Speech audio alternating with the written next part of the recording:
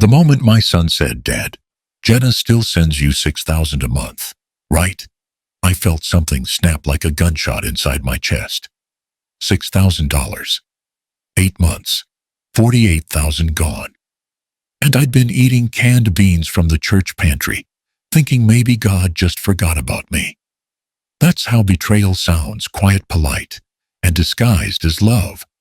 My name's Tyler Hale, 60 years old, and this is the story of how I lost everything I trusted and took it all back without raising my voice.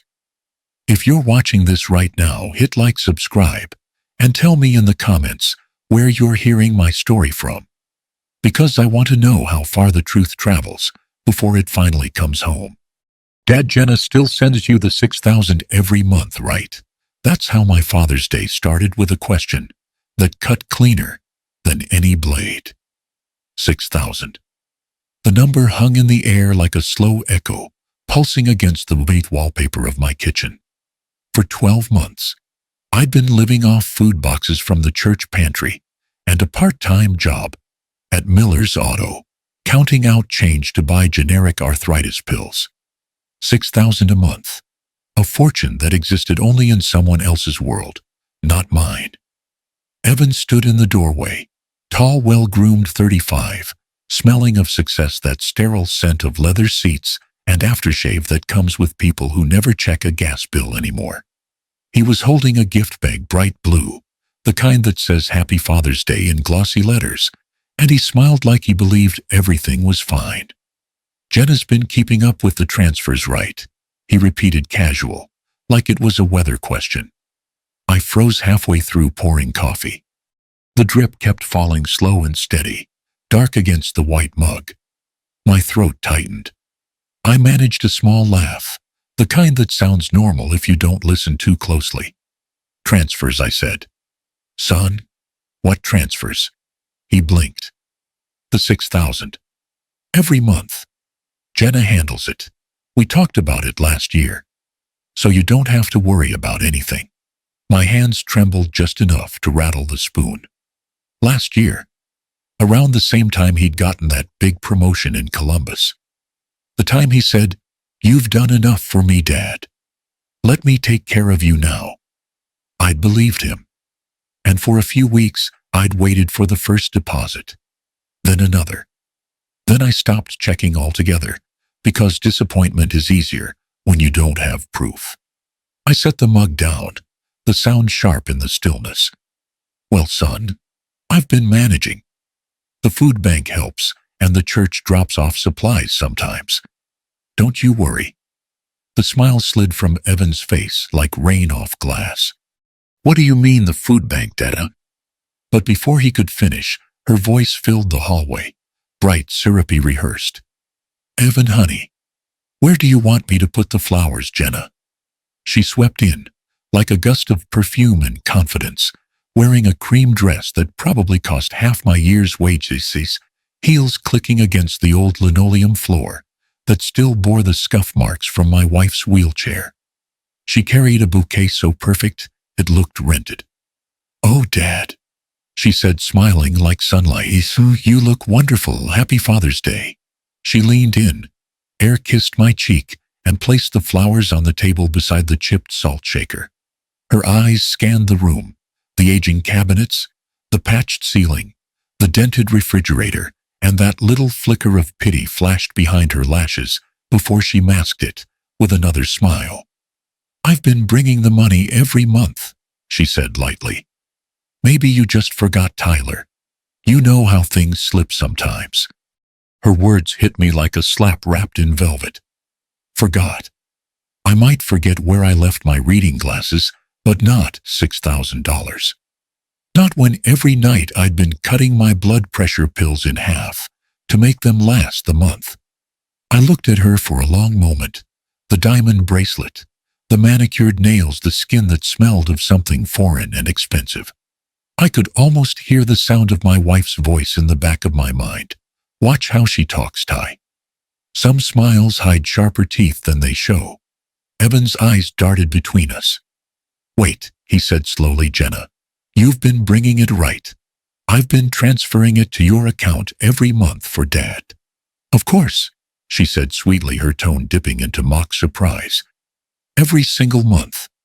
Maybe there's been a delay, or maybe Dad didn't deposit it yet. It happens. I nodded slightly as if the explanation made sense, but something cold uncurled inside my chest. A silence settled over the kitchen, so thick I could hear the wall clock ticking behind me. Tick, tick, tick, like it was counting down to something I didn't yet understand.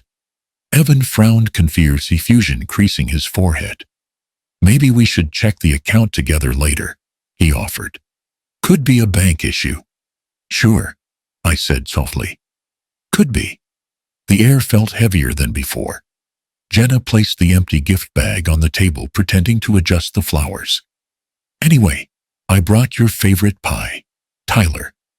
Pecan, just like you love it. I smiled politely. That's thoughtful. Inside, I wanted to ask her, which part of this is thoughtful? The pie, the perfume, or the lie? But I didn't. Not yet. Instead, I watched her move around the room like she owned it, checking her phone, brushing imaginary dust from her dress, humming softly to herself. She didn't notice the old man, standing a few feet away, watching her every gesture like an investigator marking clues at a crime scene. After they left, the house went silent again.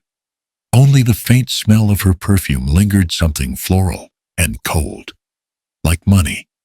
I stood there for a long while, staring at the clock, 6:17 p.m. The same clock that had ticked through every shift, every argument, every quiet meal alone since my wife died 5 years ago. $6,000 a month. 12 months. $72,000. That number pressed against my ribs like a secret I hadn't asked for. I pulled open the drawer where I kept my old notebooks, receipts from the garage, grocery lists, names of people who owed me for repairs. I flipped to a blank page. The paper smelled of oil and dust. I wrote in careful block letters, June 16th, Father's Day.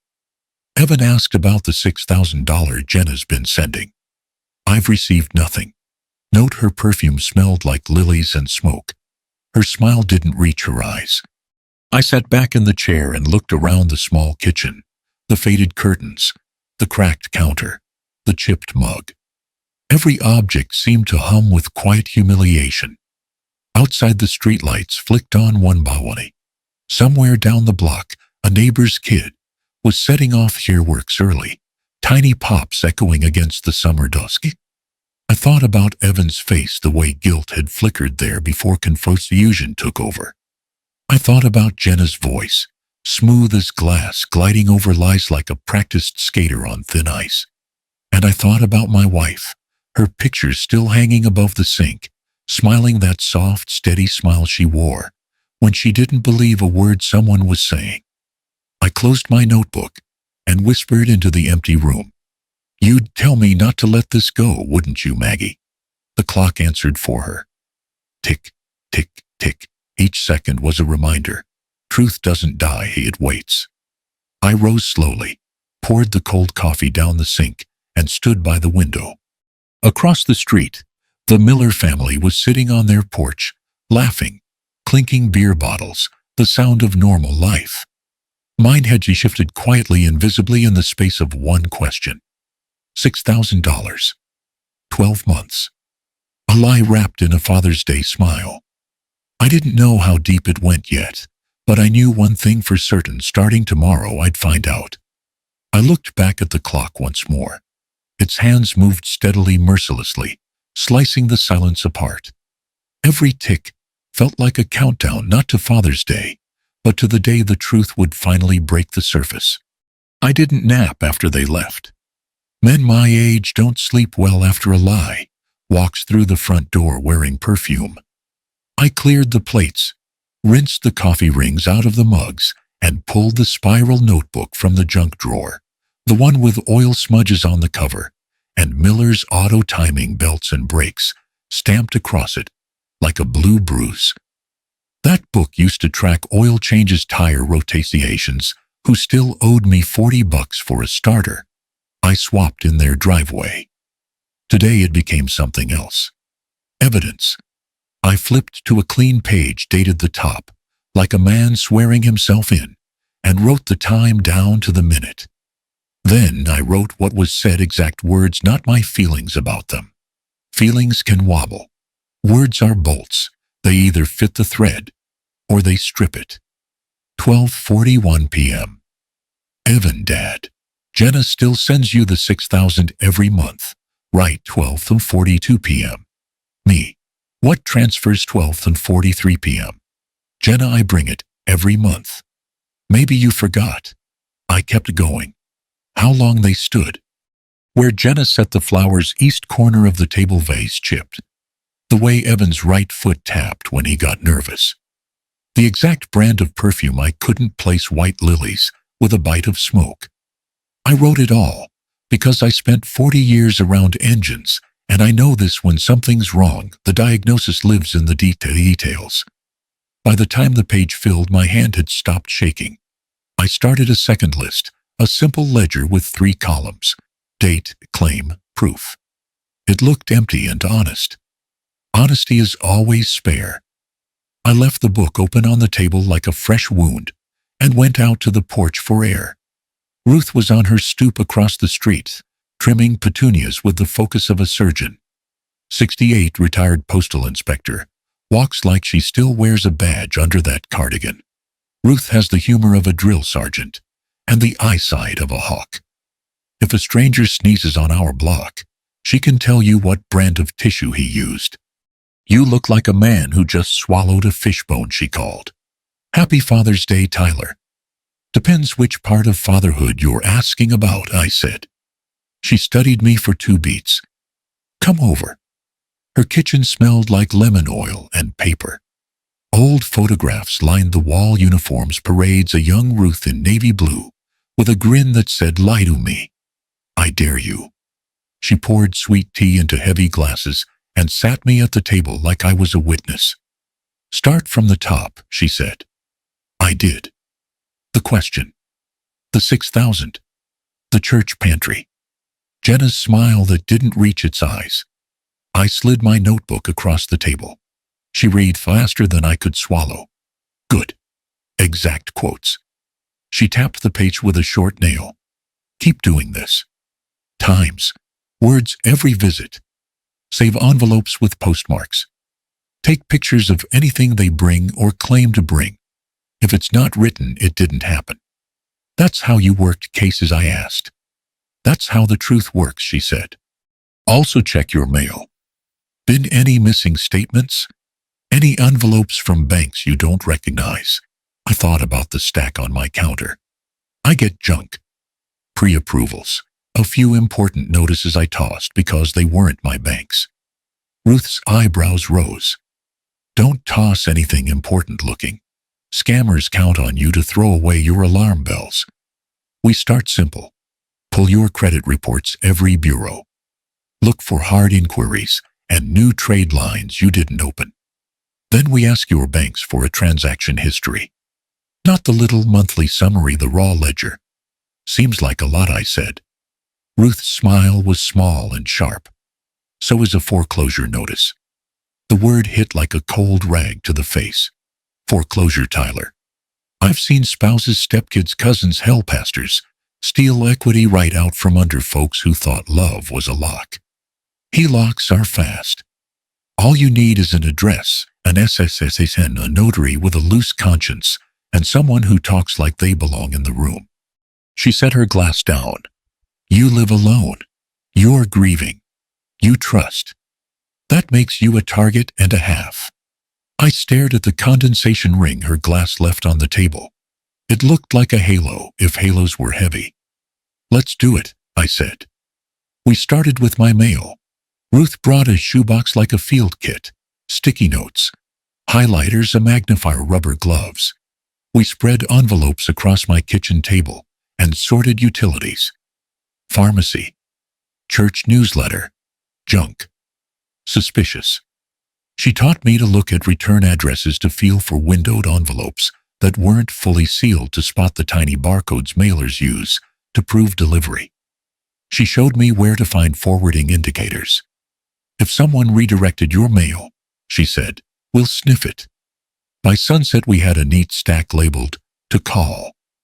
I called. She listened on speaker, not saying a word, nodding when I was clear, lifting a palm when I got mad. When the hold music ended, we were polite and dull the way locks are. We requested complete account histories and copies of any signed applications and the original IP addresses used for account openings, phrases Ruth fed me on a legal pad in tidy block letters. Then came the credit pulls. Ruth sat beside me while I logged into each bureau, like I was tiptoeing into a strange basement. The reports loaded dense as phone books. My heartbeat sounded loud in my ears. We scrolled slowly. The first page calmed me. Old accounts. I recognized the mortgage from 2001 paid down to a stub. A store card Maggie used for curtains closed the year she passed. Then the second page slapped me awake. Here, Ruth said, tapping the screen. That's new. Maple River Bank HELOC. Opened OCT 14, limit $85,000. I felt the floor lean. I didn't open that. I soused it. I know, she answered, and I believed her. We kept scrolling. Another entry I'd never seen. Riverside National Refinance Inquiry. An OV9 status approved pending docs. Refi, I said. On a loan I'm almost done paying. Ruth didn't answer. She didn't need to. My stomach answered for her. A slow sink, like the lift gave out on a truck. I hadn't finished bolting. We printed the reports. We printed the page with my name on a HELOC I never wanted and an inquiry I never asked for. Ruth labeled them with dates and a neat Exhibit A in the corner. Fraud alert, she said. And a freeze. I made the calls. I gave the answers. Mother's maiden name, last 4 addresses I hadn't forgotten in 60 years. Each bureau placed a 1-year alert. Each account rep said what they are trained to say. We're sorry this happened to you. And each created a case number. I wrote them all in the spiral, like cereals on engine blocks. By the time the cicadas started up, I'd learned to breathe again. I thanked Ruth more than once. She brushed it off like lint. You'll hate me for this next part, she said. Try me. Write down everything you remember Jenna saying ever about money, banks, bills, names, dates, any let me help moments. People like her build a nest out of favors. It looks soft until it smothers you. I wrote about the time she insisted on paying the roofer up front for a discount. I wrote about the new CCUV with the temporary tags and the boutique discount story I didn't fully swallow. I wrote about how she liked to pick up my mail off the porch to keep it from getting wet, even when the sky was pure blue. At 9:30 p.m., the old laptop chimed with a new email. I don't get many, and the sound startled me enough that I scratched through a line in my notes. The subject line read, "Check your suite account. Tyler M. Hale." No sender name, just a generic address with numbers and letters that didn't spell anything. The body was one sentence. If you don't know what a suite account is, ask Maple River why you have one. Ruth leaned over my shoulder, her mouth tightening. Don't click anything, she said. Don't reply. Screenshot it. Print it. Suite account, I said. I've seen private sub-accounts called all kinds of pretty names. Premier, executive, and suite, she said. They're often attached to a real customer profile, but hidden from the customer. Someone with access opens them, then routes transfers through, like it's Tuesday. I felt that cold thing in my chest uncoil again, longer now, older, like something that remembered me from a younger fight. We go to the bank tomorrow, Ruth said. In person. Ask for the fraud unit. Bring your ID, your mortgage, your notebook. Be patient. Be boring. Boring, makes liars overplay their hand. I stared at the printed email. Suite account looked like a door with no doorknob. My spiral notebook sat open, its pages crammed with times and words and numbers I never asked to learn. The wall clock ticked behind me, tireless. I took a pen and added a new line at the bottom of the page, 9:14 p.m. Anonymous email. Check your suite account. I have no suite account. Then I underlined it once, hard enough to dent the paper. Outside, somewhere down the block, a train horn moaned. It sounded like an old animal, tired, stubborn, still moving. I shut off the kitchen light and stood in the doorway, listening to the house settle itself for night, boards creaking like a man stretching sore shoulders. I thought about Maggie, about how she used to say, "Some storms you wait out, Ty, some you walk into." I looked at the notebook. I looked at the email. I knew which kind this was. Morning came gray and tight, the kind of Ohio light that makes the air feel heavier than it is. I put on my best shirt, the one Maggie used to iron on Sundays, and drove to Maple River Bank. My old truck rattled the whole way, like it knew what kind of day this was going to be. The bank sat at the corner of Maple and 4th, all glass and stone, the kind of place that believes in itself. Inside, the air smelled like disinfectant and paper money. I told the woman at the front desk I needed to speak with someone in fraud prevention. The smile on her face froze half an inch when I said those words. She dialed an extension without asking questions. 10 minutes later, a man in a slate gray suit appeared. Mid-50s, silver hair, cropped, neat tie, straight enough to cut. He carried himself like someone who'd seen too many bad surprises to still be shocked by them. "Mr. Hale," he said, offering his hand. "I'm Daniel Whitaker, Fraud Analysis and Risk Management." I followed him through the faces of cubicles to a small office lined with files and tired plants. He gestured for me to sit. His desk was spotless, except for a legal pad, a cup of black coffee, and a photo of a golden retriever wearing a bandana. A good man, maybe. Or just one who wants to look like it. "I understand you received an anonymous message," he began. "Something about a suite account." I nodded and slid the printed email across the desk. Never opened one.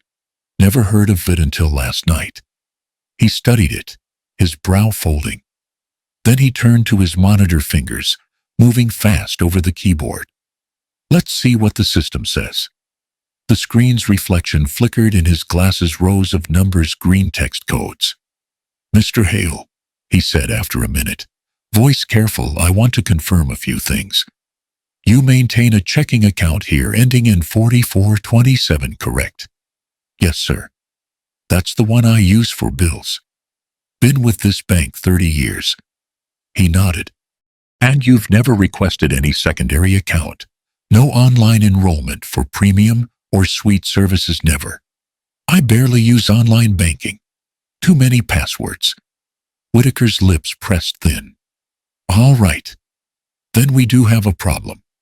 He turned the monitor slightly toward me. On the screen was my name, Tyler M. Hale, in bold black letters, same address, same date of birth, same social security number. But below it, another line, account ending 4472, suite client tier. "I didn't open that," I said quietly. "I know," he answered, leaning back. "But someone did. Opened 9 months ago. Linked to a standing transfer of $6,000 every month from an account under Evan Hale's name. The funds arrive on the 20th post automatically to the suite account, then withdraw within 48 hours to an external bank. All done under proper credentials." "Whose credentials?" I asked. He sighed. "Yours." For a moment, everything in the room went muffled, the ticking clock, the murmur of tellers outside, even my own heartbeat. It was like hearing bad news underwater. I forced my voice steady. "You're telling me someone built a ghost version of me?" Whitaker hesitated. "That's one way to put it. Whoever did it Used a digital ID replication driver's license scan, matching signature file, and a synthetic selfie overlay. Good work, professional level forgery. It fooled our internal KYC system. KYC, Know Your Customer. A cruel little acronym. He clicked again, and a PDF bloomed on the screen, a signature that looked like mine, but too smooth, too confident. My name, but not my hand. Can you see where the withdrawals go? I asked. Third-party bank out of state, he said. Routing number traces to Lakeside Financial, Columbus. We can't subpoena that data without a court order. Then what can I do? Whitaker folded his hands. 3 things. 1, file an affidavit of identity theft. I'll print it now. That starts the internal freeze. 2, place a fraud alert with all 3 bureaus. Sounds like you've already done that. Good. 3, contact an attorney. You'll need a subpoena ducis tecum to compel records from our partner bank. He handed me the form. It looked like a grocery list written in legalese. I'm sorry, Mr. Hale, he said, lowering his voice. This kind of thing happens more than we like to admit, especially with elder accounts. The system assumes whoever's sending you the money is doing it right. We don't question love. I gave a dry laugh. You should start. Whitaker smiled sadly.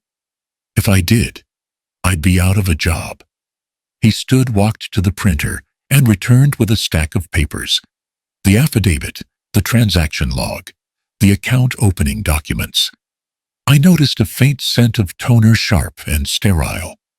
This section here, he pointed, lists the application source. Usually, shows the device or person who submitted it. Ours says, J. Harper, verified representative. Does that name ring a bell? My pen froze midair. Harper. He nodded. Yes, J. Harper. Opened the account on your behalf. Claimed to be your authorized contact, apparently provided documentation to prove it. We validated the ID at the time. My stomach turned. Jenna's maiden name, I whispered. Whitaker looked up. I'm sorry, Harper. Jenna Harper. My daughter-in-law. Something flickered behind his expression, sympathy mixed with the resignation of a man who's seen this movie before. He lowered his voice even though the door was closed. Then I think you already know what you have to do, Mr. Hale. I stared at the page, at the fake signature that wore my name like a stolen suit. My pulse thudded in my ears. The ceiling lights buzzed faintly, a constant electric hum. Somewhere outside, coins clinked in a change drawer, bright and oblivious. Can you shut the account? I asked. Yes, Whitaker said. I'll place a temporary freeze and flag it as suspected identity fraud. But the money's gone. Whoever withdrew it knew how to move it, split transactions, different endpoints. We might recover some if we move fast. Might. I exhaled slowly, the breath tasting like rust. Then let's move. He nodded and started typing his fingers, quick, deliberate. When you file the affidavit, attach your driver's license and a utility bill. Once that's done, I'll log an incident under your profile. If law enforcement gets involved, they'll need your statement and copies of these forms. He tapped the papers into a neat stack, then slid them toward me with a pen. You'll also want an attorney, someone comfortable with financial exploitation cases. Yes. I can't recommend by name, but there are pro bono clinics that help seniors through this. I signed, my handwriting smaller than usual, the letters tight and cautious. Whitaker initialed each page, then placed them in a manila folder. When I rose to leave, he walked me to the door. At the threshold, he paused. One more thing, he said softly. You might want to be careful what you share with your family until you've spoken with that attorney. These cases, they turn ugly when the culprit's close to home. I understand. He looked like he wanted to say something else, but didn't. Instead, he slipped a business card into my hand. If you need to reach me, direct lines on there. Don't go through the main desk. Outside, the day had turned hard and bright. Sunlight bounced off the glass facade like accusation. I stood on the sidewalk for a moment, watching the cars slide past every reflection, catching a face that wasn't mine. Back in the truck, I unfolded the documents again. There it was, J. Harper. In clean typed letters. My name underneath, fake and confident. My life rewritten in someone else's handwriting. The steering wheel felt rough under my palms. I started the engine, its old growl steady and familiar. For a second, I could almost hear Maggie's voice, calm, practical, full of warning. Write it down, Ty. Every detail. The truth's a slow machine, but once it starts, it doesn't stop. I opened my notebook on the passenger seat and wrote, June 17th, mate with Daniel Whitaker, fraud analyst, Maple River Bank. Confirmed fake account ending 4472. 6,000 monthly transfers from Evan's account. Withdrawals within 48 hours. Application filed by J. Harper, Jenna's maiden name. I underlined the last sentence twice. Then I added one more line: tomorrow. Find a lawyer. And stop pretending this is just a mistake. I closed the notebook, feeling its weight heavier than paper. Somewhere behind me, the clock tower over Maple and 4th began to chime 12 slow strikes, each one hollow, echoing through the heat. A week after that morning at Maple River, I found myself sitting in a cramped waiting room that smelled faintly of instant coffee and printer toner. The sign above the frosted glass read, Cincinnati Community Legal Aid, Elder and Housing Division. The receptionist, a kind-faced kid who couldn't have been more than 20, looked up from his desk. Mr. Hale, Miss Morales will see you now. Aisha Morales wasn't what I expected. Mid-40s, sharp eyes behind wire-rimmed glasses, sleeves rolled up over a navy blouse, a coffee mug that read, Don't mistake kindness for weakness. She stood to shake my hand with a grip that meant business. Tyler, she said, I've read your intake form. You've had quite a month. Month, I said, easing into the chair opposite her. Feels more like a war. She smiled faintly, not the kind that comforts, but the kind that says I've fought a few too. All right, she said, flipping open a yellow legal pad. Let's start from the top. Walk me through everything. Dates, names, institutions, and any documents you've brought. I laid the stack on her desk. Whitaker's folder, my notebook, photocopies of the fake HELOC, and the identity theft affidavit, plus a dozen envelopes I'd labeled evidence. She went through each one like a surgeon examining x-rays, marking pages with pink sticky tabs. When I finished talking, she leaned back, tapping the pen against her teeth. Here's what we're dealing with, Mr. Hale. 3 fronts.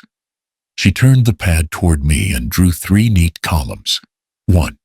TRO, temporary restraining order. She underlined it twice. First, we need to freeze any attempt to enforce that fraudulent HELOC. If Maple River, or its partner lender, tries to foreclose or attach your home equity, we stop it before it starts. I'll file an emergency motion for a TRO, temporary restraining order, under Elder Protection Statutes. You'll need to sign a verification of residency and ownership. Done, I said. That house is the only thing I've got left that's mine. She nodded. We'll make sure it stays that way. 2. Subpoena bank records. Her pen moved quick, precise. Next, we request a subpoena duces tecum directed at both Maple River and Lakeside Financial. The goal is to obtain the original account opening documents, not copies. We'll need the metadata AP logs, timestamps, anything that proves the account wasn't opened from your device or in your presence. Can they deny that? They can try, she said.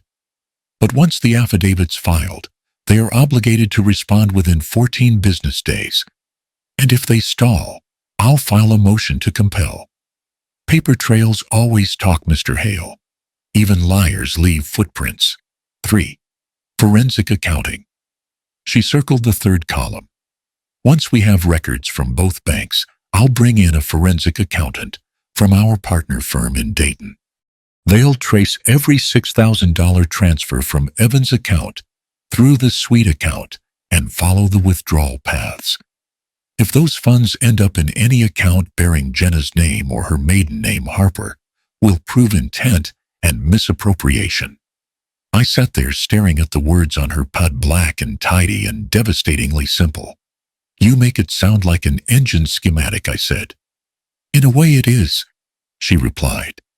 Every fraud case has parts.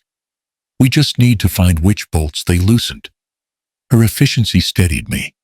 For the first time in weeks, I felt like the ground beneath my feet was made of something stronger than uncertainty. She handed me a small folder labeled Client Action Plan. Inside were instructions. Keep a daily log. Save all receipts and invoices. Do not discard mail, even junk. Document every expense showing hardship, medication, food bank repairs. Everything we collect, she said, proves damages, financial and emotional. It also shows a pattern of deception. Courts like patterns. That afternoon back home, I followed her orders to the letter. I started a new section in my notebook, titled Exhibits, and taped down receipts, like a detective building a case file. $42.17 pharmacy copay, lisinopril and pain patches. $63.40 groceries, cash paid Kroger. $0 food bank delivery. 3 cans of soup, 2 boxes of pasta. Each page became a record not of poverty, but of survival. Proof that while others stole, I kept living. 3 days later, Aisha called.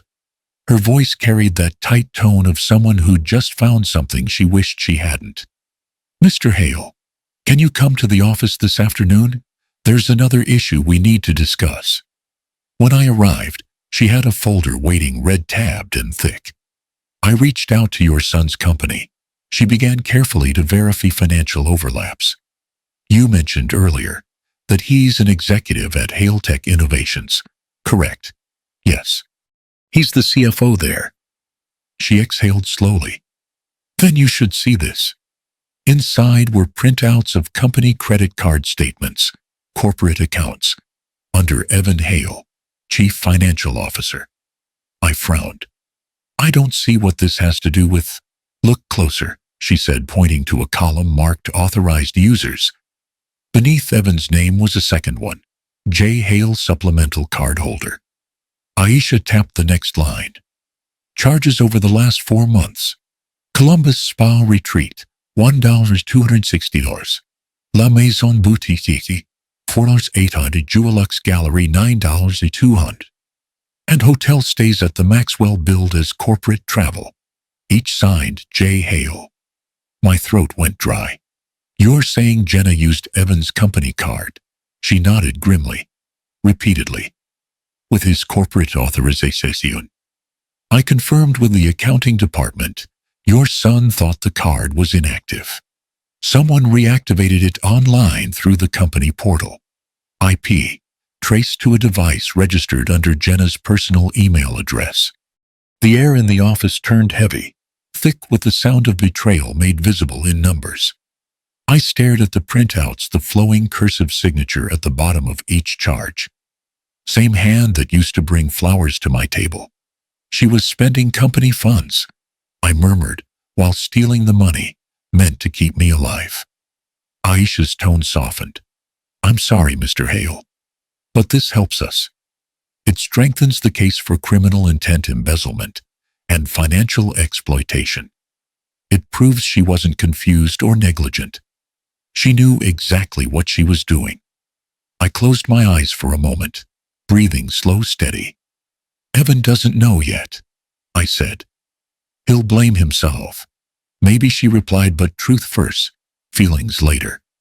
The only way to protect him and you is to expose this cleanly. She handed me another document. I've drafted a protective motion for your property. Once the judge signs it, they can't touch your house until we resolve the HELOC claim. I'll file it by morning. I nodded, gripping the folder tighter. You ever seen a case like this before? Aisha looked out the window, the afternoon light glinting off her glasses. Too many.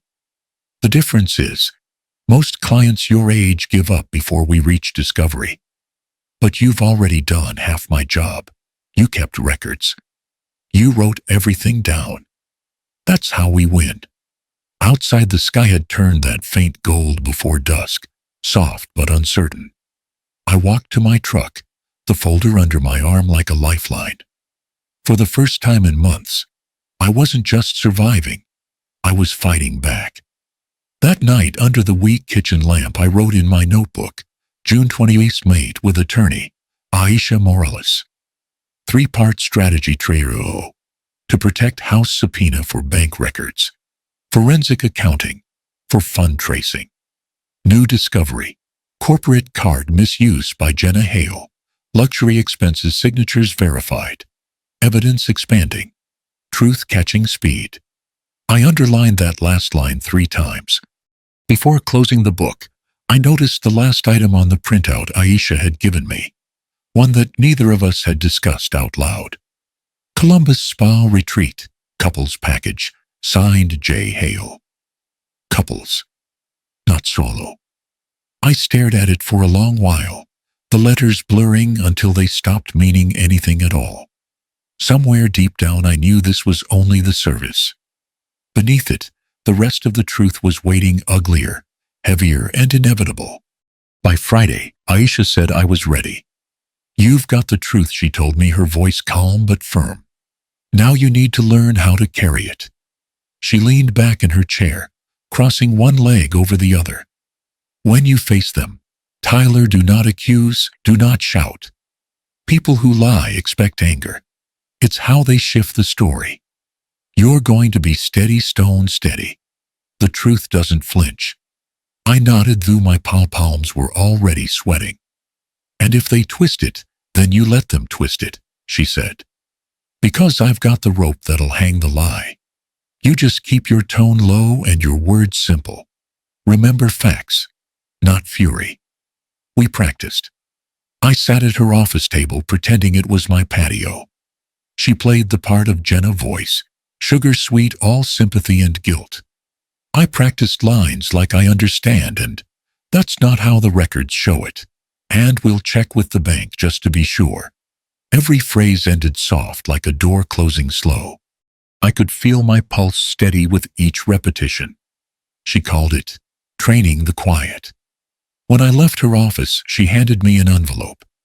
Inside was a detailed report of Evan's monthly transfers, official data from Maple River. Each page listed the same number, $6,000. Date processee 20th of each month. She pointed to it with her pen. Every single month. Never the 10th, always the 20th. Keep this close, it's your anchor. Jenna's texts to Evan said she dropped the cash off on the 10th. That's the crack we'll open. That night I went home and found Ruth sitting on my porch swing, sipping lemonade like she'd been waiting for me. So she said, "You ready for your showdown?" Almost, I said. Need to make sure my house is mine first. She grinned, stood up, and lifted a small cardboard box. Inside were a new deadbolt, set a motion sensor, and a shiny video doorbell. Then, let's keep unwanted angels from wandering in. We spent the next 2 hours changing locks and wiring the camera. Ruth moved like she'd done it 100 times, which in her postal inspector years, she probably had. When we were done, the house felt different. Not just secure, alive again. You sure you want to invite them here? She asked, wiping her hands on a rag. Yeah, I said. Saturday evening. Backyard BBQ. It's Father's Day weekend. I'll tell Evan it's a small get-together, just family. And the truth, she asked. The truth can be dessert. She chuckled. You're learning. I spent Saturday morning setting up the yard string lights along the fence chairs around the old grill, a pitcher of lemonade sweating in the heat. I wanted it to feel harmless, familiar. The kind of evening where nobody expects explosions. By 5, the neighbors had started noticing the smell of hickory smoke drifting down the block. Ruth offered to stop by with potato salad code 4. I'll be there if things go sideways. Around 6 I called Evan. His voice carried that tired warmth I hadn't heard in years. Dad, I was going to call you. Happy early Father's Day. Thanks, son. Listen, I'm grilling tonight. Just a small thing. You, Jenna, come by around 7. Ruth's bringing her famous potato salad, and I could use some help finishing this steak before it turns to coal. He laughed. You sure we don't want to crash your piece? Your family, Evan. You can't crash what's yours. He hesitated just long enough for guilt to fit between us. We'll be there. After hanging up, I went inside to check the folder Aisha had given me one last time. The transaction sheet was crisp and clear, every line a nail in a coffin I hadn't built. I slid it under a book on the patio table, half hidden, but ready. At 6:58, I heard tires crunching the gravel. The silver Lexus eased into the driveway, spotless as ever. Jenna stepped out first, flowing cream dress, heels too high for the grass smile rehearsed. Evan followed in jeans and a light blue shirt, carrying a bottle of wine. Smells great, Dad, he said, hugging me. His shoulders were tense. You didn't have to go all out. Just wanted an old-fashioned Father's Day dinner, I said. Good food, good company. Then turning to Jenna, glad you could make it, Jenna. Been a while since we sat down like this. Oh, you know how work gets, she said lightly, setting down a gift bag. But we wouldn't miss tonight. Especially not for Father's Day. Thoughtful, I said, smiling faintly. I appreciate it. She placed the bag on the patio table, a bottle of imported olive oil and a scented candle.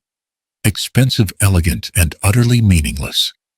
Behind us, Ruth's voice called from the gate. Evening, Tyler, smells like heaven over here. Figured I'd drop this off before the fireworks start. She waved a bowl of potato salad. Evan smiled, not suspecting a thing. Hi, Mrs. Larson. Come join us. Oh, I might. Don't let me intrude, she said, settling into a lawn chair near the fence, the perfect witness, pretending she wasn't one. As dusk deepened, the yard filled with that soft amber glow from the string lights. I served steak, corn, baked beans, even a little apple pie for dessert. Laughter floated easily like nothing had ever gone wrong. I waited. Let them relax.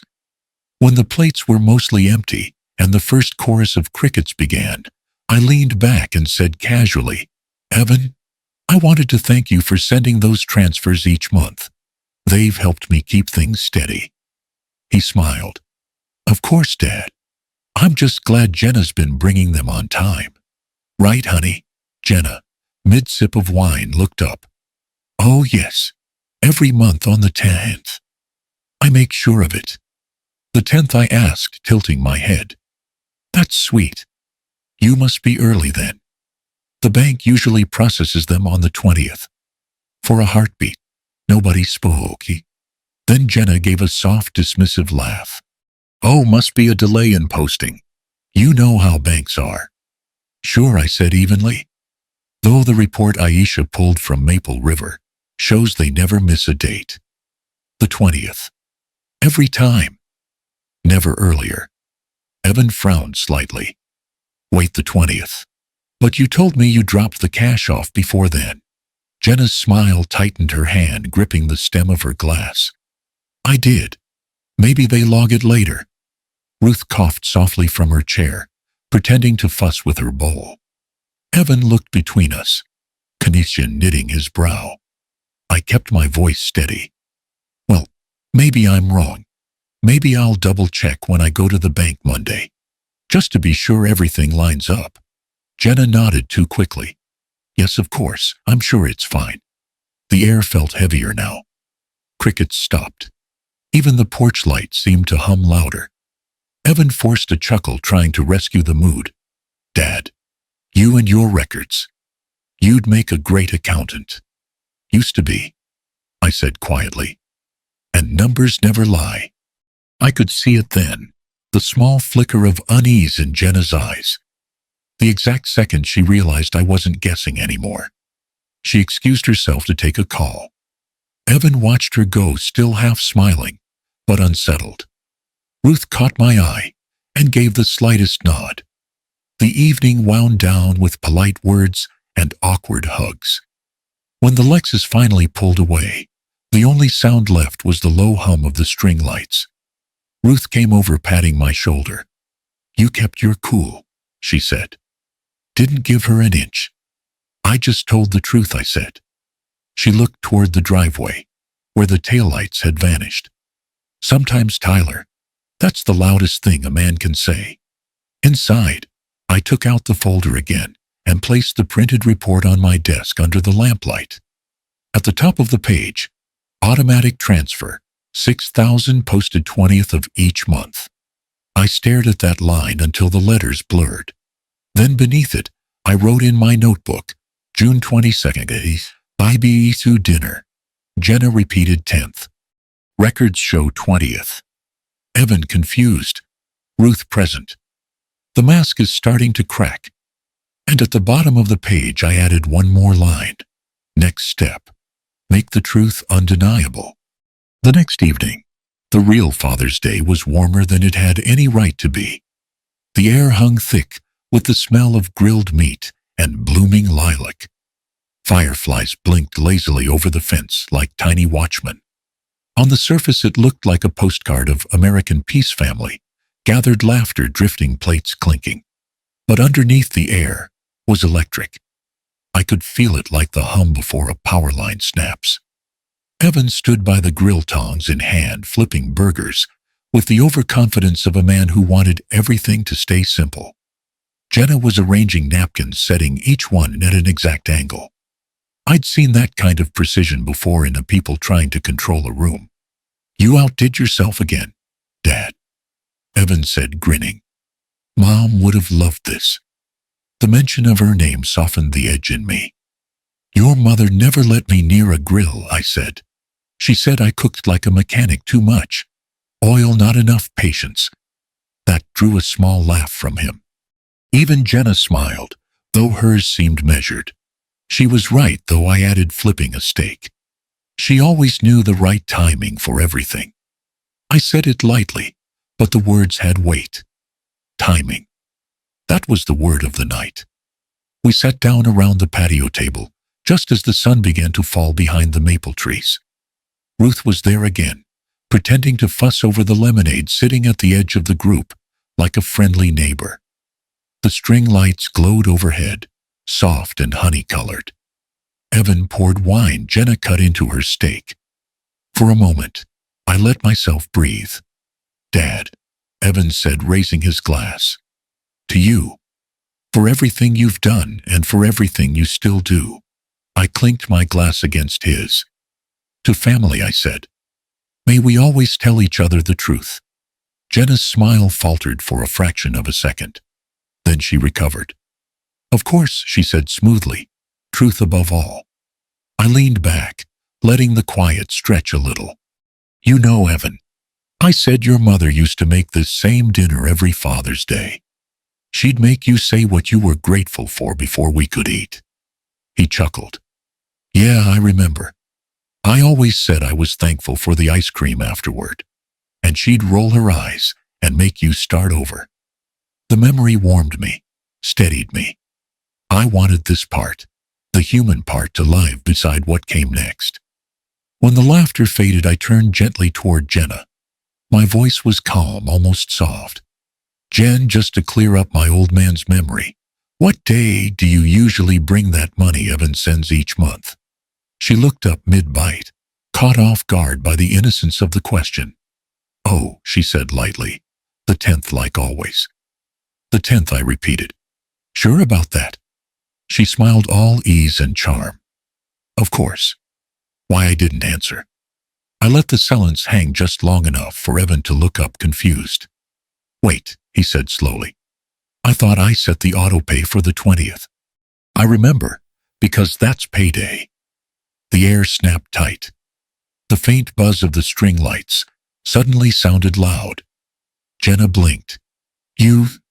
What, the 20th?" Evan said again, now uncertain. I scheduled the transfers for the 20th every month. You said the 10th. Her fork froze halfway to her mouth. The moment stretched long enough for me to count the pulse in my wrist. Long enough for Ruth to lower her lemonade glass and watch carefully, pretending not to. Oh, Jenna said finally, her tone bright and brittle. Yes, well, maybe I mixed up the days. It all blends together sometimes. Of course, I said evenly.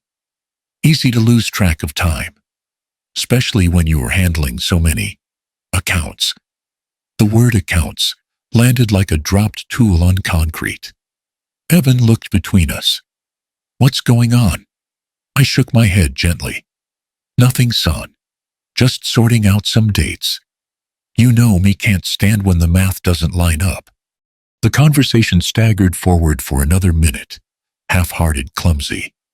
Jenna took a sip of wine that didn't seem to go down right. She adjusted her napkin. The muscles around her jaw twitched once, twice.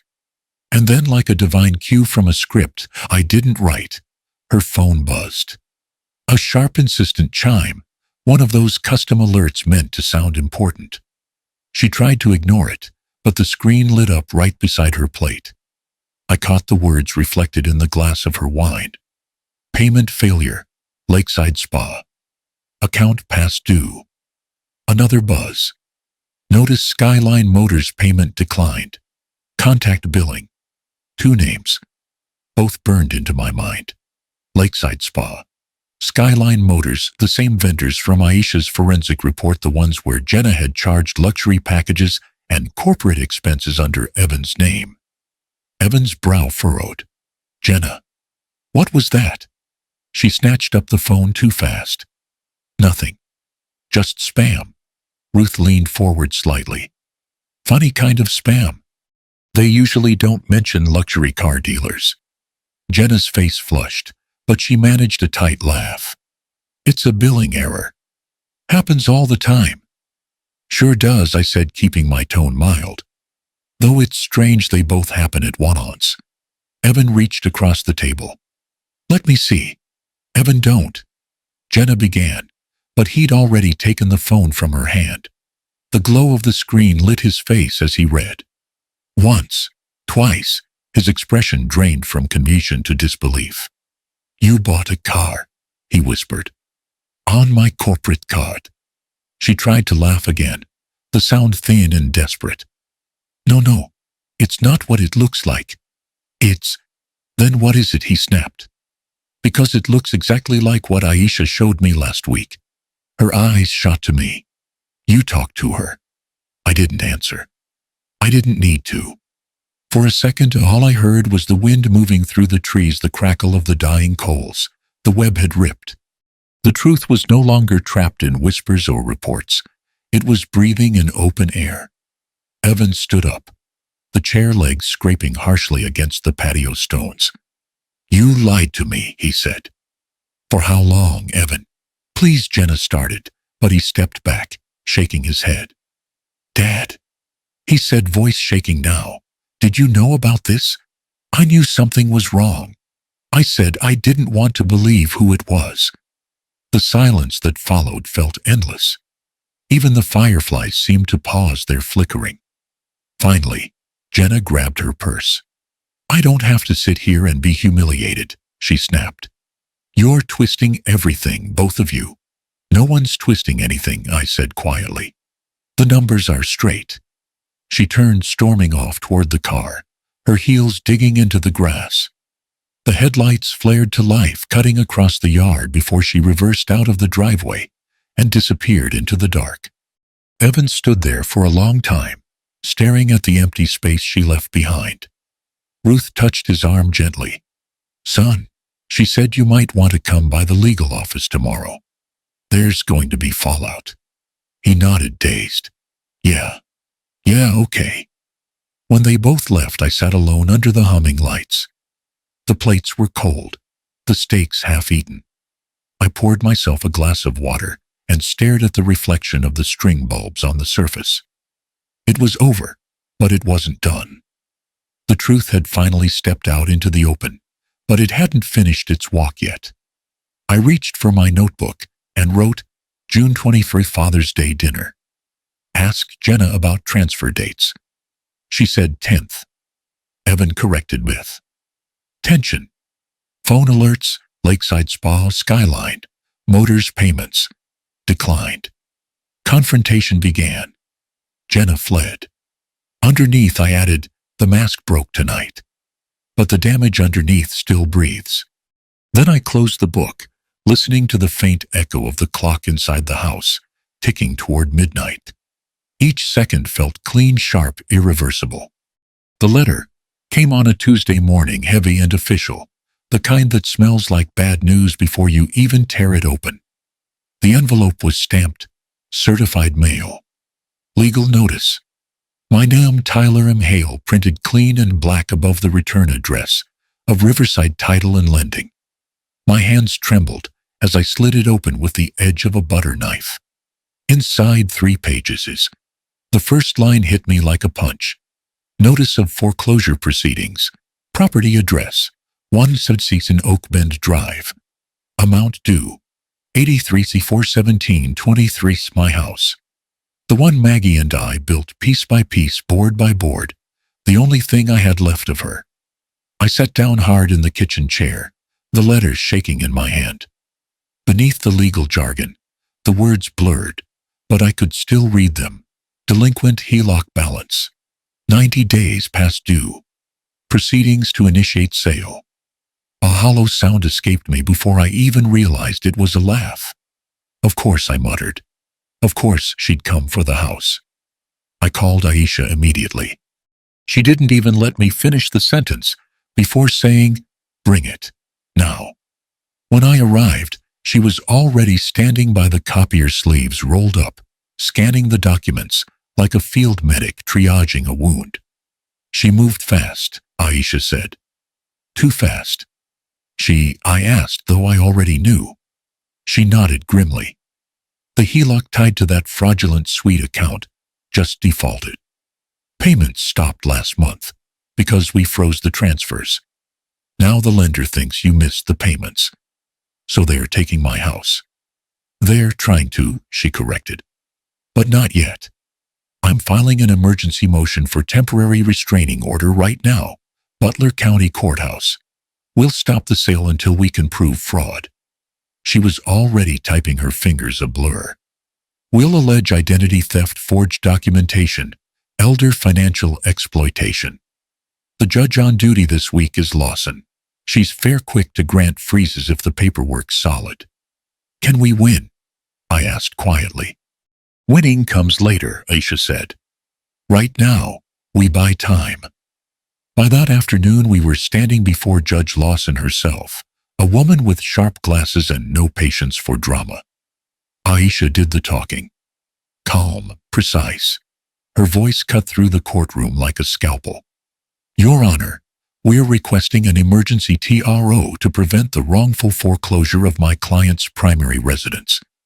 The loan in question was executed using falsified credentials, electronic signature spoofing, and unauthorized representation under the alias J. Harper. We have corroboration from Maple River Bank's fraud department. The judge glanced over the file. Mr. Hale, she said, eyes softening just slightly. You'll have your hearing in 72 hours. Until then, all proceedings are stayed. No foreclosure, no sale, no contact from the lender. She signed the order, her pens scratching like a verdict from heaven. Aisha let out a breath she'd been holding for hours. We did it, she whispered. You're safe. For now. I wanted to thank her, but the words caught somewhere between relief and exhaustion. Back at her office, Whitaker was waiting, called in from Maple River, to testify if needed. He had a folder in his hand, and that same tired sympathy in his eyes. I traced the digital signature, he said. The e-sign file on your HELOC application. Same pattern, same photo overlay. IP address originates from an account registered to Lux Boutique Columbus. That's Jenna's workplace, I said quietly. He nodded. Timestamp matches a Tuesday afternoon 3 months ago.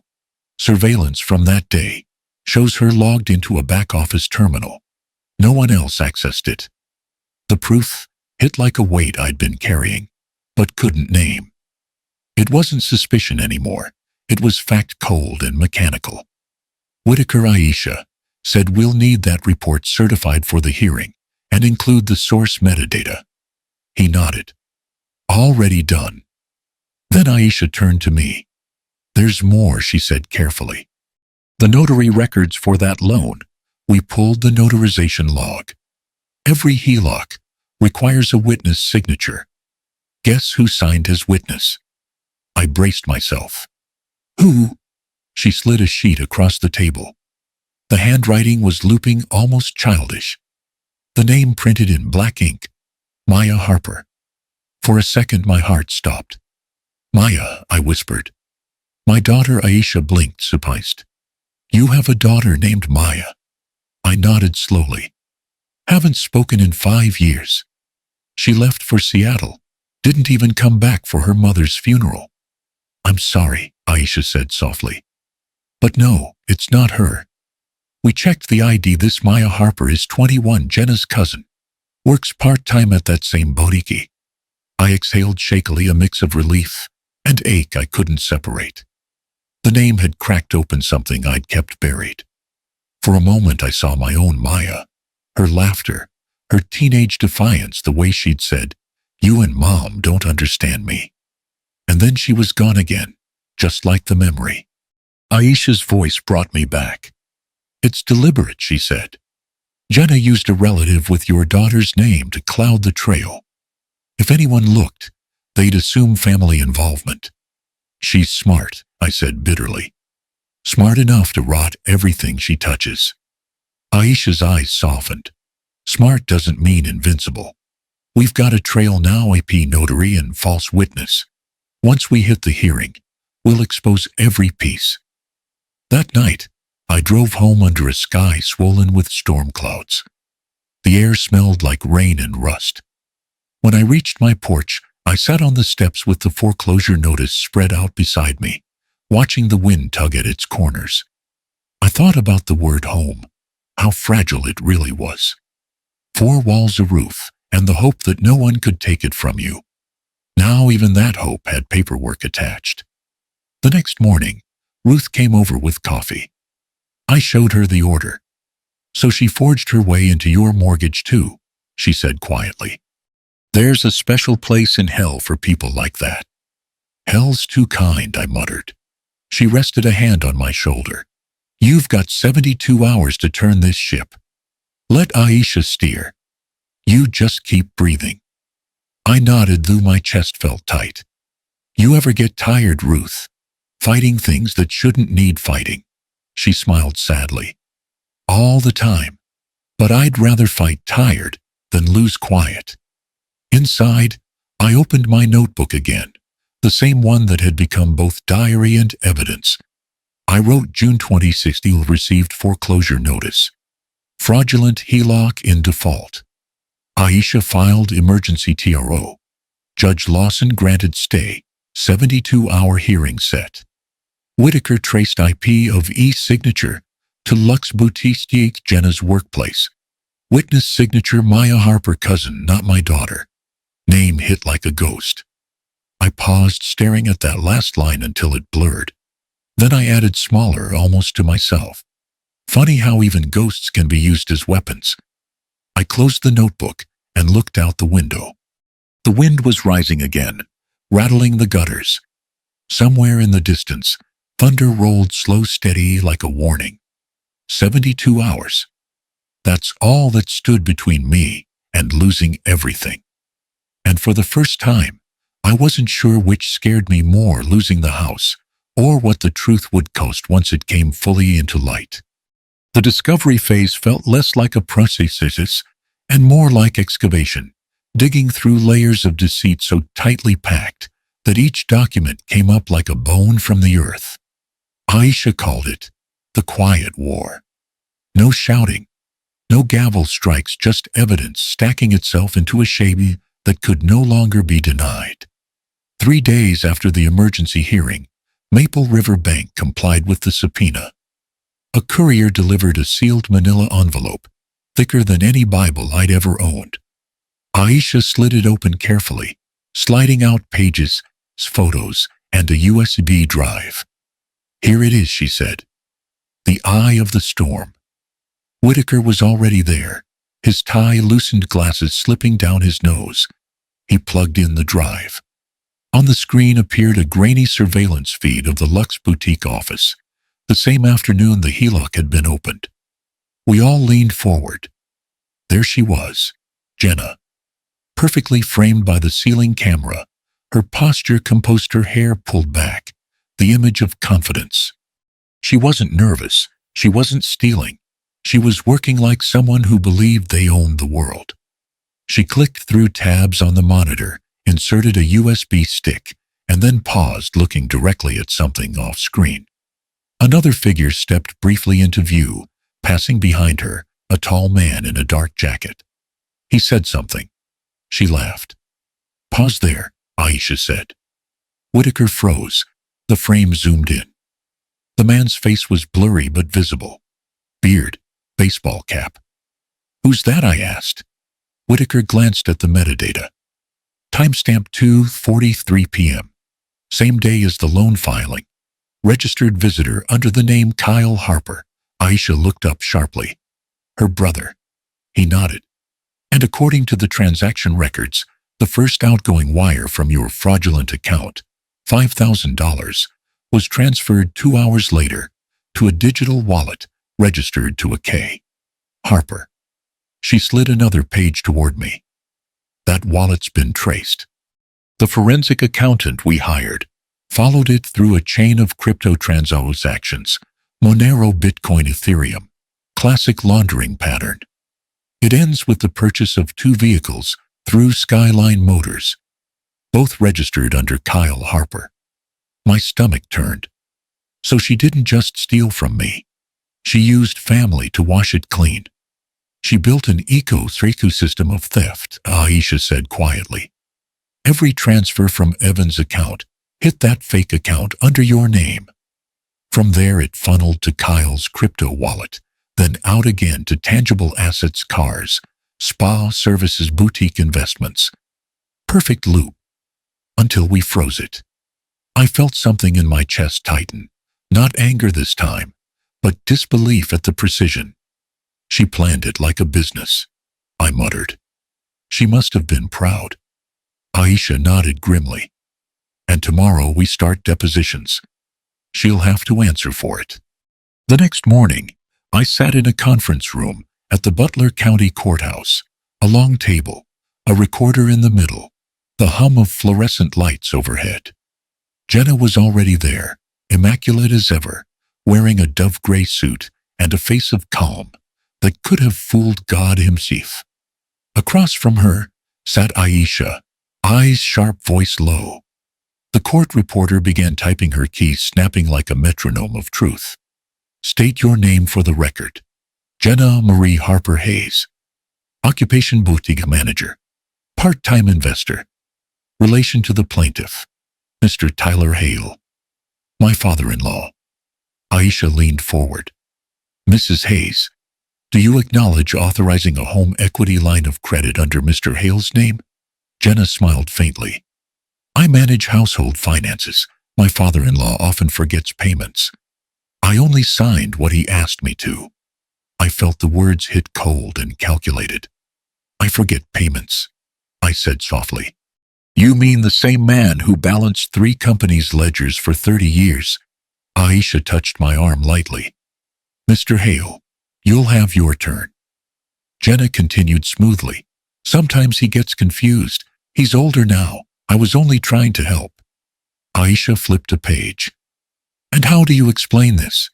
She held up a printed still frame from the surveillance video, the moment Jenna sat at the boutique desk opening the HELOC file. Jenna didn't flinch. "I used that terminal for online shopping during breaks. Anyone could have logged in." "Anyone," Aisha repeated. "Including your brother." "My brother doesn't live here."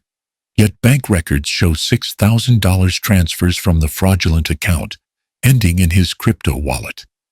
That must be a coincidence. Of course, Aisha said dryly. And what about these travel receipts? 2 tickets to Miami booked under Jenna and Kyle Harper. Same dates you claimed you were visiting Mr. Hale. A crack appeared, then small but visible. Her eyes flickered just once. That trip was for work, she said too fast. Work that required a shared hotel room, Aisha asked. Jenna's lawyer objected, but the damage was done. The word hotel lingered in the air like smoke. Aisha leaned back, satisfied. No further questions for now. Then it was my turn. She handed me the floor with a nod. I reached into my worn leather satchel and pulled out my spiral notebook, the same one with oil smudges from my part-time mechanic work. It looked pitifully small compared to their polished binders. But inside, it was the truth, handwritten and unbreakable. I opened to the first page. June 10th, I began reading aloud. Jenna visited at 3:10 p.m. Said she brought cash, but forgot it in the car. No envelope. June 20th, called to say she'd come next week, never did. July 10, the same story. August 20th, again, no envelope. Page by page I kept reading. 8 months. Every visit. Every lie. By the 5th page, even the court reporter had slowed, glancing up between keystrokes. When I finished, I closed the notebook. That's my memory, I said quietly. Not what I imagined. What I lived. Jenna's expression didn't break, but her hands did. I saw it, the faint tremor in her manicured fingers. Her lawyer leaned close, whispering, but she didn't respond. Aisha let the silence stretch, then spoke softly. Mr. Hale's documentation matches every verified bank record, timestamp, and camera log we obtained. No further clarification needed. The deposition ended in a hush. Even the air in the room seemed to hold its breath. As we packed up, Whitaker entered with a thin folder, his face drawn tight. One last thing, he said. Kyle didn't show up for his deposition this morning. No answer to subpoenas or calls. But we did pull flight manifests. He slid the page toward us. Passenger Jenna M. Hayes. Passenger Kyle T. Harper. Destination, Miami, Florida. Date, same as her recorded visit to Mr. Hale, August 20th. Hotel booking, 2 guests. 1 room registered as spouses. The words blurred for a second before settling into their awful shape. Aisha exhaled slowly. She wasn't visiting you, Tyler.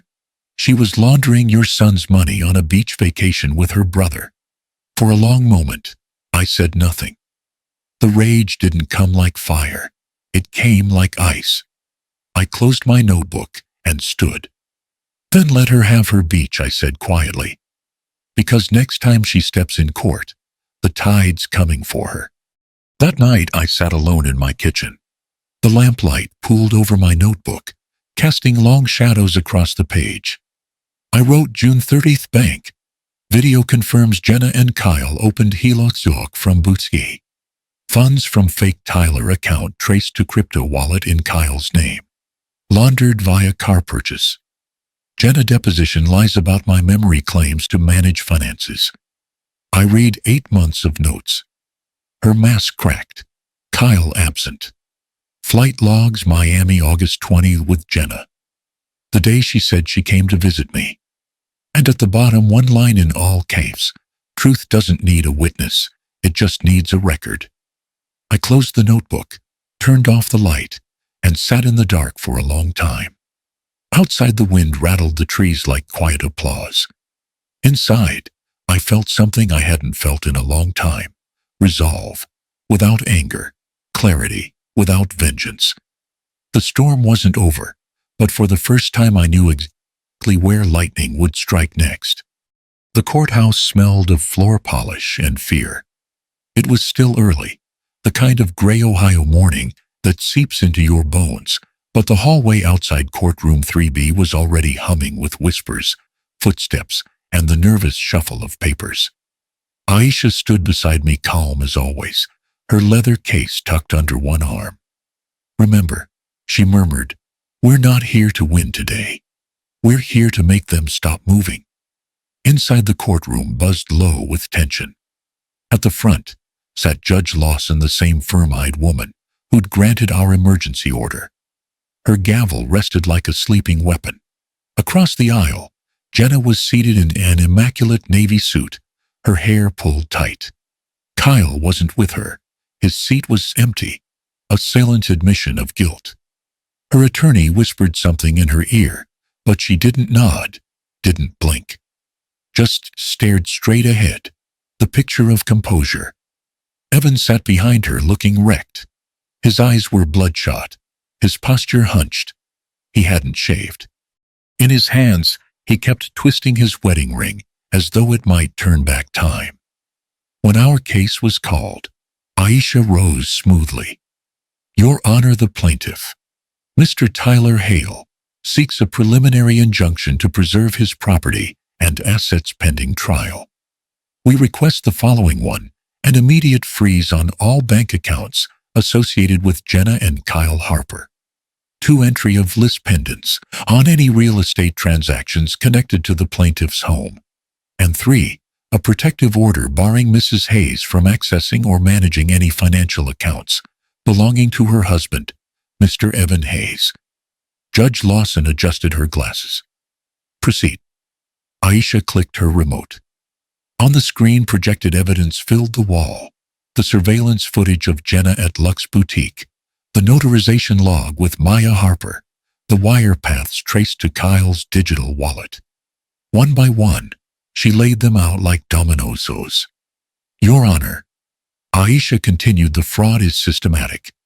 Over $48,000 stolen under the guise of elder care. The defendants exploited trust, family, and age to orchestrate theft and conceal it beneath layers of false documentation. This is not a misunderstanding, it's organized deception." Across the aisle, Jenna's lawyer rose. "Objection, Your Honor. My client maintains she was managing household funds at her husband's direction. Any clerical irregularities stem from miscommunication, not malice." "Then where's Kyle Harper?" Aisha countered. "He's been subpoenaed twice, failed to appear, and conveniently left the state the moment we traced the crypto wallet." Judge Lawson turned to Jenna's table. "Counsel, is your client's co-defendant present or not?" The lawyer swallowed. "He's unavailable, Your Honor." "Unavailable," the judge repeated, her voice dry as paper. "Noted." Aisha turned toward Evan. "Mr. Hayes, would you please come forward?" Evan hesitated, then rose, every movement heavy. When he spoke, his voice cracked. "Your Honor, this is my fault. I gave Jenna full control of our accounts. She said she'd take care of things while I focused on work. I never checked the transfers. I never even asked." His eyes found me, then hollow, ashamed. "Dad, I'm sorry. You trusted me. And I let her." I raised a hand gently. "It's done, son. Just tell the truth now." He nodded, then faced the judge again. "I didn't know about the fake account, or the loan, or the cars. If I had, I'd have stopped it. I can't undo it, but I can help fix it." The room was quiet. Even Jenna didn't breathe. Judge Lawson studied him for a long moment, then spoke. "It takes integrity to admit negligence in public, Mr. Hayes. Let's make sure it's not in vain." She turned back to Aisha. "Motion for preliminary injunction is granted in full. All assets of Jenna and Kyle Harper are to be immediately frozen pending trial. The list pendants on the Oak Bend Drive property is approved, halting any real estate transaction or encumbrance. Additionally, the court orders a protective injunction prohibiting Mrs. Hayes from accessing her husband's or father-in-law's financial accounts until further notice." Aisha inclined her head. "Thank you, Your Honor." The judge wasn't done. Furthermore, based on prima facie evidence of elder financial exploitation and felony theft, exceeding $25,000. This court refers the matter to the Butler County District Attorney's Office for criminal review. A low murmur rippled through the courtroom. Jenna's face drained of color. Her lawyer leaned close, whispering frantically. She didn't respond. Judge Lawson's gavel struck once. Hearing adjourned. Civil trial date to be determined. It was over in minutes, but it felt like a century. When I stepped outside, the sunlight hit like a floodlight. Evan followed, silent. The courthouse steps stretched long and empty before us. Behind me, I heard heels clicking, slow, deliberate. Jenna. She stopped just short of my shoulder. Her perfume reached me first, sharp, artificial, the same as the day this all began. You don't understand, she whispered, her voice low and tight. You think you've won, but you haven't seen the rest of the board. I turned to face her. If there's more, it'll come out. It always does. A smile flickered across her lips, small, almost pitying. We'll see. She walked away, her heels striking like a metronome of defiance. I exhaled slowly and started toward my truck. Evan lagged behind, lost in his own storm of guilt. When I reached the driver's door, something on the windshield caught my eye. A plain white envelope tucked under the wiper blade. No name, no return address. For a second, I thought it was another summons. But when I slid it free, my heart sank. Inside was a single document, unsigned, unstated, but official looking enough to freeze my breath. Reverse mortgage application, Tyler Hale. Lender Home Equity Funding Corp. Amount $210,000. Status draft. Pending submission. Attached was a sticky note scrawled in neat, unfamiliar handwriting. She wasn't done. Check who notarized this one. I stared at the paper until the words blurred. The ink wasn't even dry. It was fresh, printed within the last 48 hours. Someone was still working behind the scenes. I folded it slowly, slid it back into the envelope, and looked up at the courthouse steps where Jenna had disappeared moments ago. For the first time, I wondered if her whisper had been a threat or a warning. I tucked the envelope into my jacket and whispered to no one. Then I'll see it through all the way to the bottom. The wind carried the paper scent of rain and asphalt. Somewhere behind the courthouse, thunder rumbled faintly like a drum roll for the next act.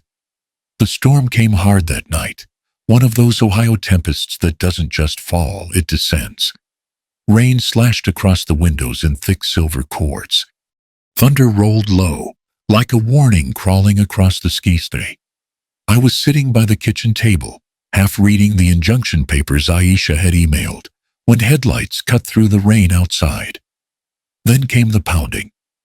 3 sharp knocks, desperate, uneven. I opened the door, and there he was. Evan. Soaked through to the bone, his shirt plastered to his skin, hair dripping into his eyes. His face looked hollow, wrecky, the kind of face that comes only after a man has lost more than money. Dad. His voice cracked.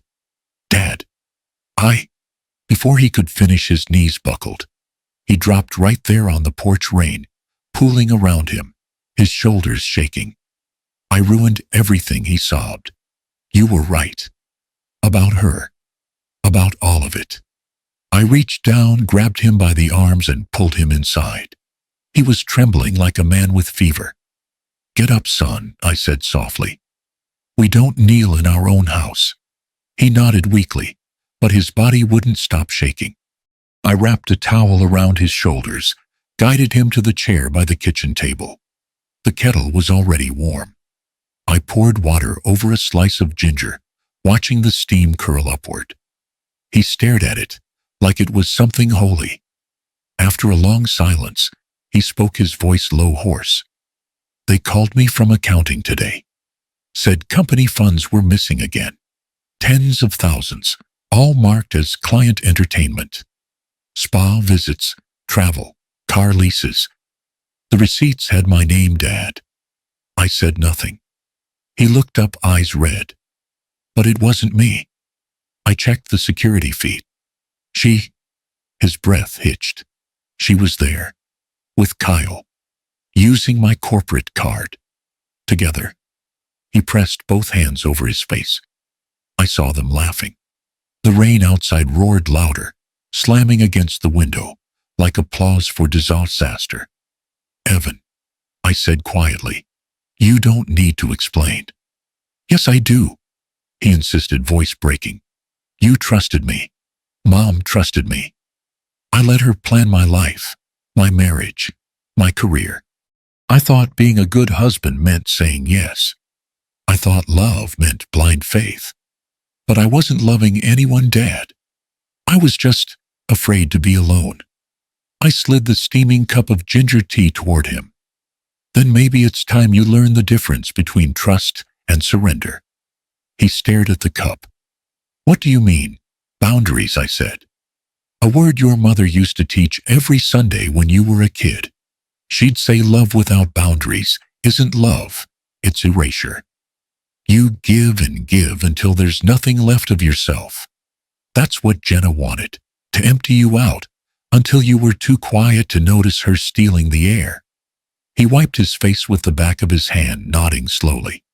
She got everything, my loyalty, my name, my company. No, I said, leaning forward. She didn't get your dignity. Not yet. That's the one thing a thief can't steal. It has to be surrendered. So don't surrender, son. The thunder cracked outside, bright and immediate. For a long while, neither of us spoke. The storm filled every space between words. Finally, he whispered, "Can I stay here tonight? You don't even have to ask." He nodded, breathing unevenly, then whispered almost to himself, "I don't even know who I am anymore." "You're a man who's learning," I said. "That's better than being one who never does." I stood, went to the hallway closet, pulled out a blanket, the same one Maggie used to keep by the fireplace. He took it without a word. When I returned to the kitchen to clean up, my phone buzzed on the table. "Aisha," I answered quickly. "You're up late," I said. Her voice came sharp, urgent, cutting through the static. "Tyler, it's happening. Butler County Sheriff's Office just called. Kyle Harper's been arrested." I straightened. "For what? Money laundering?" "The same vehicles purchased through Skyline Motors. We flagged them last week. Turns out, he used the Vians to wash crypto through a dealership in Dayton. They have surveillance, wire transfers, the works. He's in custody." And Jenna silence. Then a slow exhale. Gone. She didn't show up at her residence, her boutique's closed phone off. "We've issued a request for law enforcement assistance. My guess, she's running." I felt the air shift inside me. No victory, just the hollow weight of truth, landing where anger used to live. "Thank you, Aisha," I said quietly. "Keep me posted." When I hung up, Evan was standing in the doorway, the blanket around his shoulders. "What happened?" I looked at him for a long second. "Kyle's been caught. Jenna's disappeared." He sank into the chair again, his eyes wide, somewhere between relief and grief. "She's gone." I nodded. Sometimes the worst thing someone can give you is exactly what you wanted, to be free of them. The rain beat harder against the glass, wind rattling the doorframe. The old house groaned with the sound of it. Evan lowered his head into his hands and whispered, "She took everything." "No," I said softly. "She only took what you gave her. The rest, what's worth keeping, you still have." He looked up confused. "Your conscience," I said. "Your chance to rebuild. Your choice to be better than her." He nodded slowly, tears mixing with the rain on his cheeks. Outside, lightning flared across the sky, illuminating the yard, the lavender bushes bending under wind, the porch light flickering, but holding on. "Mom used to say storms clear the air," he murmured. I smiled faintly. She was right. Sometimes the sky has to break before we can breathe again. He reached across the table and took my hand, like he hadn't done since he was a boy. "Thank you, Dad, For what? For not giving up on me. The wind howled through the trees, but inside the house it was quiet, just the soft hum of the kettle and the rhythm of rain. For the first time in months, I felt something close to peace.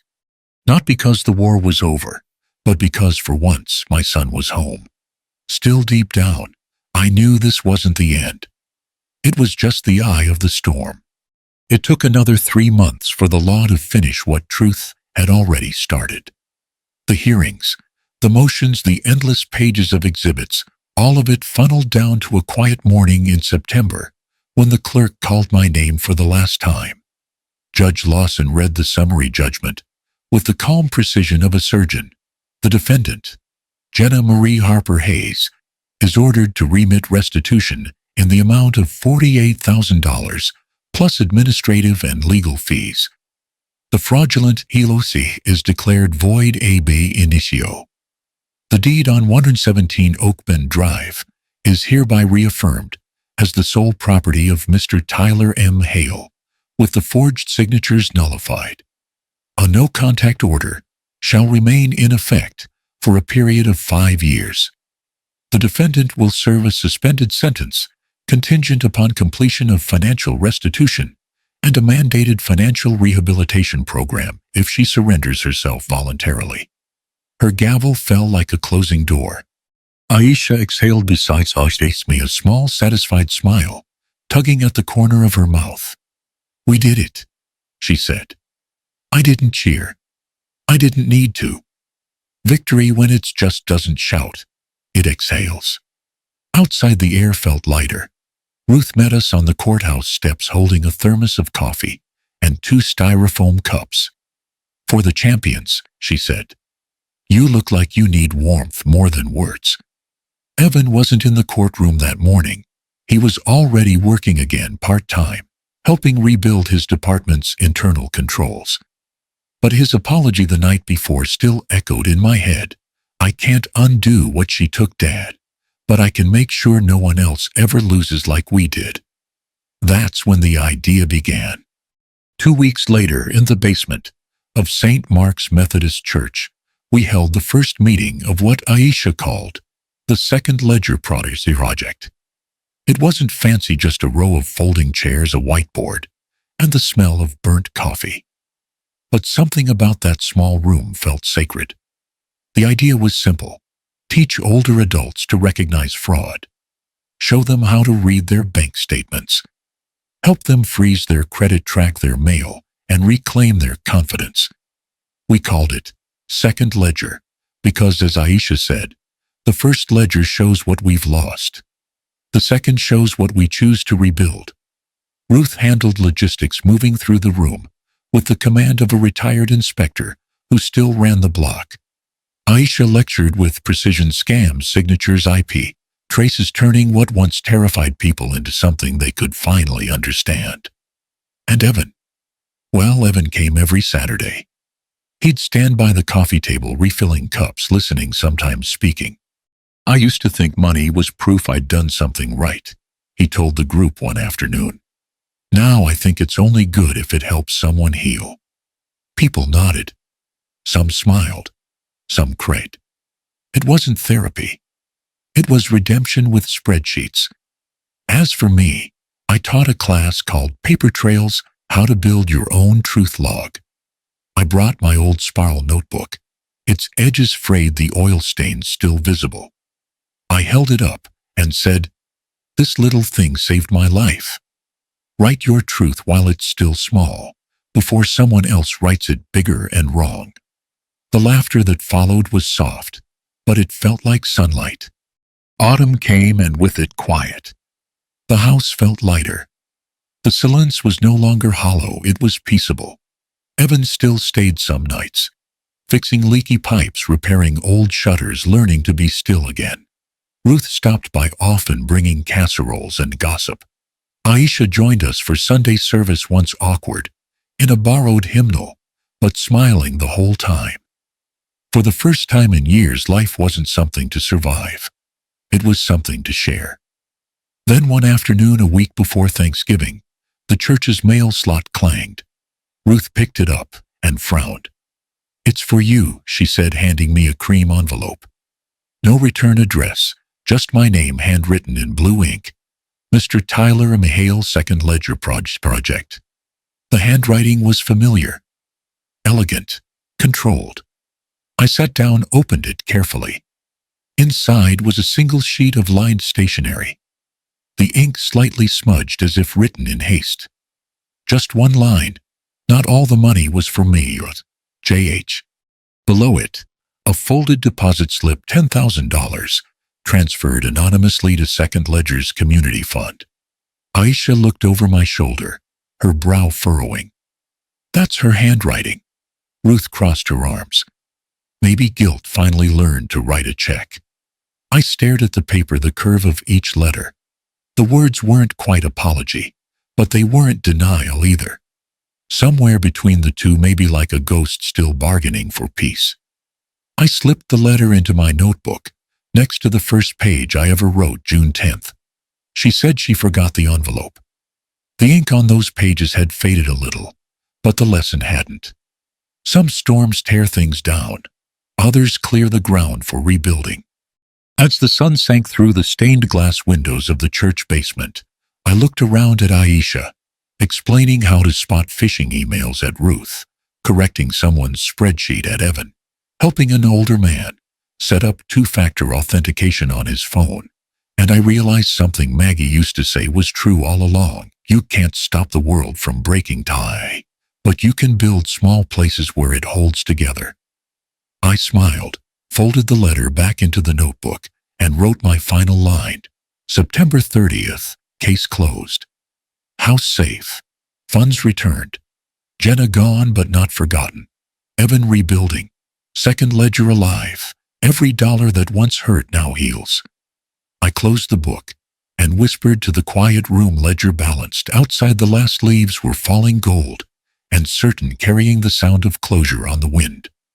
Father's Day came around again, full circle, bright and unbearably gentle. The Ohio summer was kind this time, sunlight pouring through the courthouse lawn, banners fluttering with the city's seal. A crowd had gathered in front of the small stage by the Veterans Memorial, faces familiar and Kent parish members, neighbors.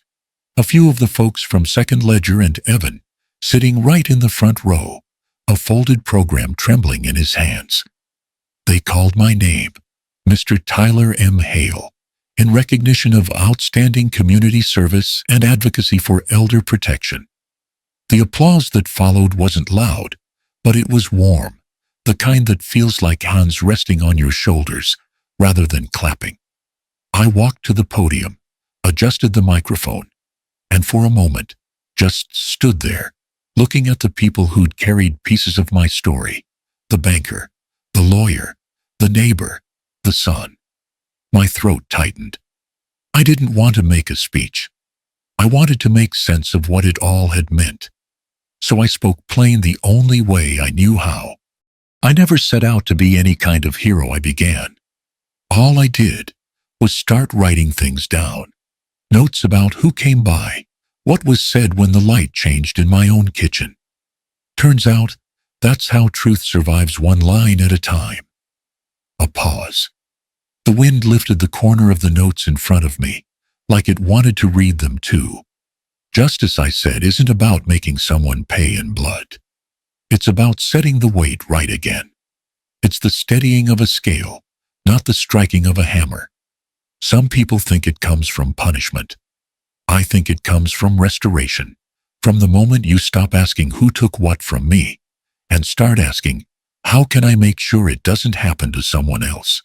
Ruth smiled from the side steps, arms crossed, proud as any general. Aisha wiped at her eyes, pretending the sunlight had gotten in them. Evan, though he didn't pretend, his eyes were wet, and he didn't look away. I went on softer now.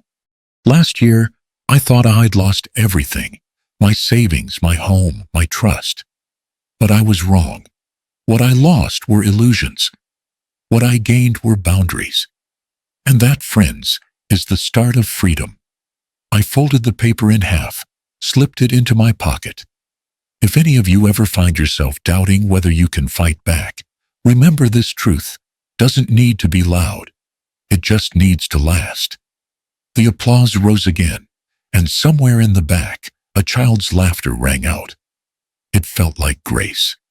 That night, when all the speeches were done and the certificates handed out, I drove home with the window down. The city smelled like cut grass and coffee from the corner cafe. The clock on my living room wall ticked steadily when I walked in, the same clock that had once counted down the hours of fear. Its hands still moved, but I no longer lived by them. Time was just time again. I brewed a small pot of coffee, let the steam fill the air, and opened the front door. Warm wind drifted in, carrying the night sounds, the soft hum of cicadas, the distant whistle of a train, the rhythm of life continuing as it should. For the first time in years, I didn't check the locks. I just stood there, breathing in the scent of summer rain and roasted beans, feeling the house breathe with me. On the table sat my old spiral notebook, closed now, its pages full. Across the front cover I'd written, "Ledger balanced in steady, deliberate ink." I smiled, ready to leave it at that. Then the mail slot clicked. A single envelope slid onto the floor. Plain cream-colored, no stamp, hand-delivered. My heart paused in that familiar old rhythm between dread and recognition. Inside was one line written in the same elegant script as before. "I've turned myself in. They said you built something worth joining. JCH. No threats, no excuses." Just a sentence shaped like surrender. I set it down beside the coffee mug and looked toward the open door, where the summer air kept moving through like a living thing. The past was still out there somewhere, turning itself over, trying to find its place in the ledger. I let the letter lie. I didn't need to chase it anymore. Outside, the clock in the hallway chimed once, clear, calm, right on time. I didn't count the sound. I didn't count anything anymore. I simply stood there, the wind brushing through the doorway, the smell of coffee filling the room, and whispered the only words that mattered now: balance restored. You know, people think revenge feels like fire, but it doesn't. It feels like peace, like finally breathing again, after holding your breath for too damn long. I didn't win because she lost. I won because I remembered who I was. A man who still believes that truth doesn't need to scream to be heard. If you're listening right now, maybe you've been lied to too. Maybe someone took what was yours and called it love. Don't let it break you. Let it build you. Because dignity, once you take it back, is the kind of wealth no one can ever steal again.